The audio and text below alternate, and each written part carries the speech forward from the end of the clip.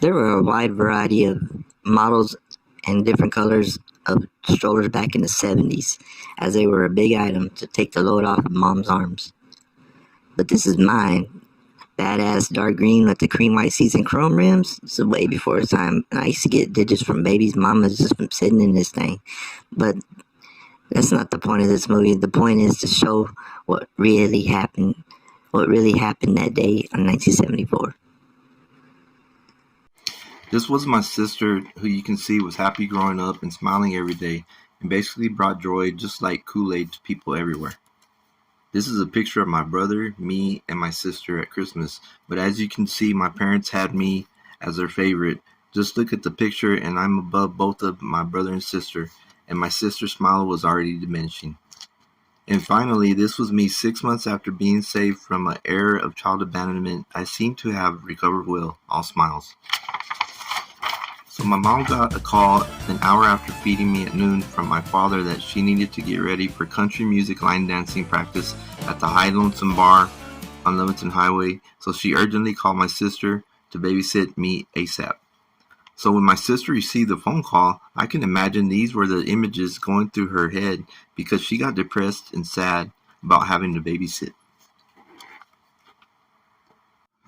So my sister angrily called her friends right away and made up a traumatic story about having to babysit her dumb brother so my mom could go practice twerking at the country bar called High and Lonesome so my dad could rain dollars on her.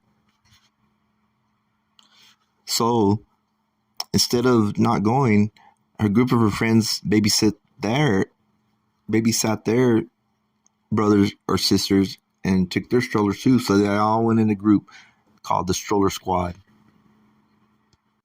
While my sister and her friends were laughing, having a good time, her overbearing boyfriend, which we won't name, pulled up unexpectedly and asked how come she avoided 18 of her text messages, and she tried to explain. While all that was going on, I'm going to show you actual footage from the news report of what happened. Two strangers leaping into action. That is a runaway stroller with a baby boy inside. But I don't want to get too far ahead. Anyway, let's start at the beginning.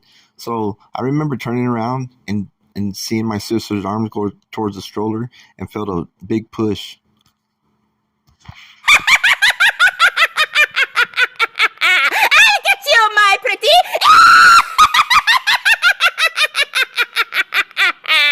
And your little dog, too! In case you're wondering what dog, she's talking about the dog I'm holding here named Green. He never hurt nobody, so I don't know what her deal was. So I remember being pushed so hard that my stroller hit the street and bounced off, and here's footage from the bus.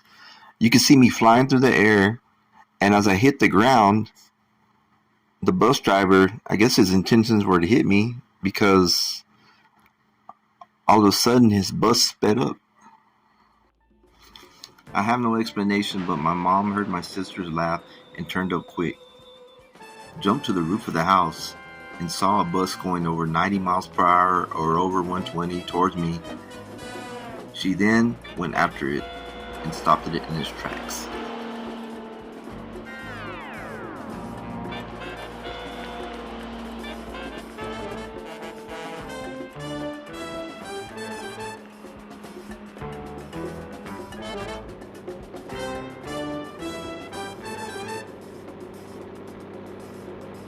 Wonder Woman.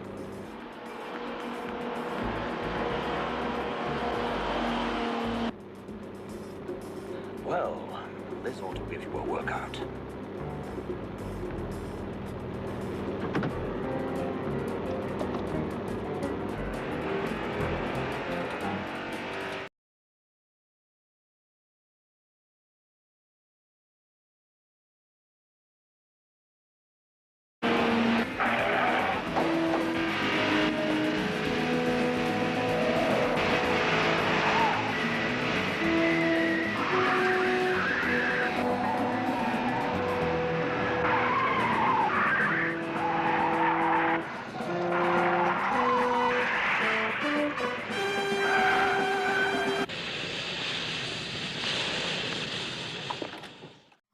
I know after years of hearing about the mysterious stroller story, well, we actually have it now in video footage, a reenactment of what happened on that near fatal death of myself.